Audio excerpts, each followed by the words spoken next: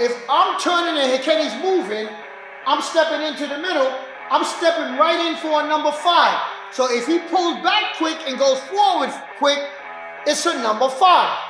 If he pulls back quick and goes forward quick, it's a number 5. Guys, pay attention. First of the day, I got another video for you today. Pay attention. Knife to the center of the back. Watch this. So now, man got the knife to the center of your back. Guys, how many times have I spoke to you over the years and I told you motion causes motion? Okay? It is impossible for me to try to run because Kenny could run right behind me and stab me in the back. Right? Now here's where the learning comes in. So pay attention. He's holding the knife out in my back. First of all, no one is just going to stick a knife in your back and not somehow hold onto your shoulder or grab onto you. But for sake of the video, right, you got the knife to the back. Everyone always shows. Watch my foot. It's very important. Look where Kenny is. This guy, for whatever reason, don't react. In the real world, motion causes motion. But whenever these guys are training and showing this and doing this, they always do this. Watch this leg. They step to the inside so they can do a technique. So they can come around, lock it, disarm it, strike, do stuff of that nature. How are you going to do that if motion causes motion? All right, now I'm just going to turn and Kenny's going to move off my motion. I'm not going to come at Kenny, I'm just going to turn. So now, watch my footwork. Watch my footwork. If I'm turning and Kenny's moving, I'm stepping into the middle, I'm stepping right in for a number 5. So if he pulls back quick and goes forward quick, it's a number 5. If he pulls back quick and goes forward quick, it's a number 5. Now, they never talk about that. Once again, watch this again. Now, I'm going to tell you, you could never do that motion unless, Kenny, once again, I want you to move in real time. All I'm going to do is turn. Okay, I'm going to turn to the inside, and I want you to move in real time. Okay, let's try it again. And I want you guys to try this. Do not take my word for it. So here, right, real time. I'm putting my hand out to smack his hand. All right, that's what's going to happen in real time. The only way this works, the only way you do any kind of technique, if it's a gun to the middle of your back or on your back, only way it works is if Kenny, for whatever reason, forget about holding on to me, Kenny. So this way they can say, oh, he felt you moving, you're holding. No. If I'm walking, he pushes me or tells me to move forward. Keep moving. Walk. Hurry and up. I'm walking and then I turn. That is the only way this works. But these guys will not tell you that. I know in their heart they know that. I'm hoping that they know that. Me and Kenny were having a discussion and Kenny was saying, do they know that? Because you keep seeing it. You keep seeing people tell you to turn and work a disarm on the knife and do all kind of crap. You hear people keep telling you that. But how are you going to do that from a standstill position? Because motion causes motion. When I turn, he's going to move. So, because the motion is going forward, Kenny's moving forward, he don't know when I'm going to turn. Why does this work? Because he cannot read my mind. He don't know if I'm going to turn in 5 steps. He don't know if I'm going to turn in 10 steps. He has no idea when I'm going to turn. And what I'm doing by turning is I can move faster forward then Kenny can move backwards. Kenny cannot pull backwards while we are walking fast enough to put the knife back in position to do me harm. It is the same concept that I can't start running and try to outrun Kenny when he's right there behind me. I can't. So if the concept works going this way, then it has to work in reverse, going the other way. Now, I want you to see this video. This self-defense technique can save your life. So as you can see, Patrick is behind me. He has a knife. This, I'm gonna get stabbed. Pretty much anywhere I'm gonna get stabbed. So this is just a gamble. But this is not gonna work. I can't move faster than he can extend. So what I'm gonna do is move in and come that way. So what's happening here is I'm moving in here like this. Now, from here I can shove, I can do all kinds of stuff. I can do a disarm, things like that. Right, like that. What I'm really concerned with is him using the knife on me, the knife coming out at a different angle. So I'm covering in this position here. Then I'll come back through. If I'm getting fancy, I'll do a return to sender. Then I'll take the knife away and then cut again. So the most important part for the self-defense side is the turn. When we see this in gun defenses as well as knife defenses, I have this here, I'm just gonna control. And then from here, I'm doing a cut, taking that away, and then I'm back in that position again. One more time. The self-defense portion of this is here. I just poke the eyes, come back through here, and then take it away. That'll work too. The most important thing is that you have a way of controlling that before something happens, right?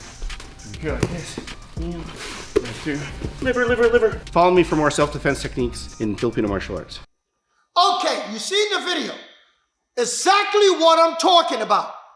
Okay, now I know for a fact, I never met that instructor, I never met that gentleman. I give him a lot of respect for what he's doing because obviously the Filipino martial arts, he was brought up in it, he knows it. Filipino martial arts is a great martial art. And he always, something I personally appreciate, he always gives respect to his father. He said, my father taught me this in other videos he made. My father taught me that. And I just think that's great because so many people today act like they came up with what they came up with. They pulled it out of their behind or was magically given to them from the sky. No one gives credit anymore. Their egos are so goddamn big that they don't give respect and credit to who taught them and where they learned what they learned from. So I respect him. And I know if he's in the street, he understands this dynamic. My question is, why leave it out? Why do they leave it out? It's such a valuable and important part of that technique and the component of doing this technique in the street for real to save your life. So why leave out that point? You have to be in motion. Now, watch this. Now, let's just say you don't go off of motion, right? Now, step into the inside, put you in the line of fire. But you notice what he said. Can you do it from this side? So, don't move your hand, Kenny, right?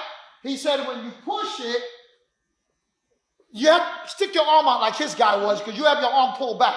Stick your arm out like his guy was so he can work the arm. I'm just showing you a reality of something. When Kenny had his arm pulled back like this, he just had it back like this and didn't have his arm all the way out. The technique that he was executing, I couldn't even execute because Kenny's arm was half bent. He had his arm sticking out. So when he turned, he said, you put this out for cover so the blade don't slide up. Excellent, excellent point. We call that number 4 block, making sure you're protected against the slide. Excellent. But you notice I could not do it when Kenny had his arm half bent because now the blade is here. I'm not getting arm, I'm getting blade. Hey guys, Professor David here. There's a brand new way for you to contact us, guys. All you got to do is call 718-252-8944 and leave a message. Don't forget, we have our coaching, We have our online weekly training. We have seminars. We're available for that. You have a university where there's 2,000 techniques in there. Now let's get back to the video. Now, another thing. Watch my feet. Watch the feet. If I step to the inside to work this, now I gotta assume he's not moving. Because any bent movement, I'm back with the blade again. Okay? Now also, he said, for self-defense purposes, I don't know what the other stuff was, but for self-defense purposes, you could attack the eyes. So once again, Kenny's got his arm sticking out. I'm doing everything very slow so you can clearly see what I'm talking about. If I turn and I attack his eyes, why did the blade move away with Kenny? I didn't hit you hard. No. I turned, I touched. The blade moved away so that you cannot attack the eyes and go into some disarm, take away the knife, cut himself, cut his throat. You can't. You see, all that is a demonstration. All of that stuff is demonstration. So the reason why I'm pointing this out, how much time you want to put into your practice of doing this, taking this, bending it, cut himself, taking it back out, disarming. How much time you want to put into that? Because I'm going to tell you something. Attacking the eyes, 100%. Beautiful. But if you attack the vision, and I'm always talking about vision, breathing, balance. If you attack the vision, don't try to do nothing, no kind of disarm. It ain't going to be there. Especially when you're amped up. Your adrenaline's flowing. Fear is in. So now you're going to turn, you're going to move, boom, and you're going to attack. That body and arm is going to be with it. Now, Kenny, come on this side, please. Now I'm going to show you something. He did it when he did it fast, he did it. But when he did it slow, he didn't do it. When he did it fast, don't move. When he did it fast, he said like this. So now the bodies were this close. How did the bodies get this close? Because why? He stepped to the outside. He stepped to the outside. When he's showing you the technique, he stepped to the inside. I'm breaking it down for you guys so you clearly understand. You step to the inside, you got to have more talent. You step to the outside, yes, you don't have to have that much skill. David, what are you talking about? First of all, let's just say we do it in motion. Because I'm not going to do it the wrong way. I'm going to do it the way I know it has to work. So, Kenny, we're walking again. When we're walking and I step to the outside, look at this. Look at where my body is, right? Look at where my body is. This is why I don't have to have a lot of talent. Because now I'm going to do this. This, control. And I did it slow, so if you guys are thinking, oh, he'll come around, he'll stab you in the leg. He ain't going to do a goddamn thing. He ain't going to do none of that. Because why? Once again, when the blade is here, if we're moving and we're walking and I step to the outside, my thing is I'm not going to stop here. I'm going to go behind him. I want to get behind him. So that knife ain't doing nothing because I'm going to shove him forward and I'm going to break him down. Guys, we need you to subscribe. 70% of you are not subscribed yet. Do it. If I don't have the room to do that, then from here, I'm doing this. Watch this hand. Watch this hand. I don't have the room to do that. As I'm turning, this hand is going to go boom into the head. Change the focus. Snap the leg. Man is down. Guys, I'm breaking this down slowly so you understand. This is real. This is what I would do on the street. The other stuff, you can't do it. It's your life. But I'm just trying to show you how much practice, Kenny, I have to step inside and work. How much practice, how good do I have to be to work from here? Versus how good do I have to be to work from here? How good do I have to be to work from here? How good do I have to be to work from here? Look at this hand. Look at this hand. Bang! Look at this hand. Bang, bang! Back and front. Look at this hand. Up, eyes, snap. Snap. Move. Right. Guys, I'm trying to tell you something. Kenny, grab your knife, please. Take your helmet off, Kenny. I'm trying to tell you something. Does that make sense, Kenny? A whole lot of sense, especially when you feel it, guys. See? I'm breaking it down. And I know, like I said before, he's a damn good instructor. And I know outside, he's going to get behind the man. Because when he did it fast, and he did it naturally without thinking about it, and he wasn't worried about disarming, first movement was like this. Close the distance, get close to the body, so he can work. Bam, snap, so he can move from here, and then push down, strike, whoop, hit, lock, if he need to. He would have worked from here. He wasn't working, he would never work from here. No. Guys, I hope you appreciate this video. And I'm not doing it to say the instructor's no good, because I know he knows this stuff.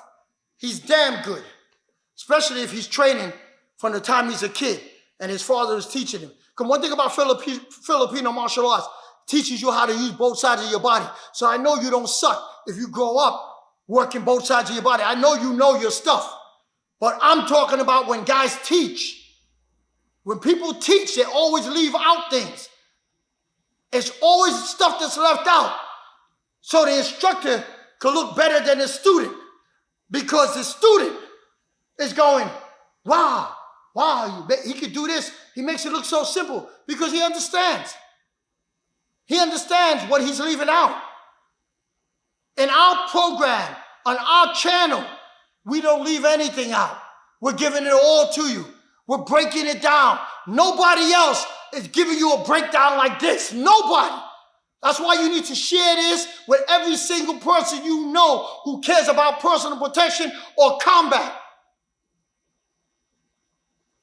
Guys, help us grow this channel like no other self-defense channel that's out there, because we're trying to save lives and we're not holding nothing back.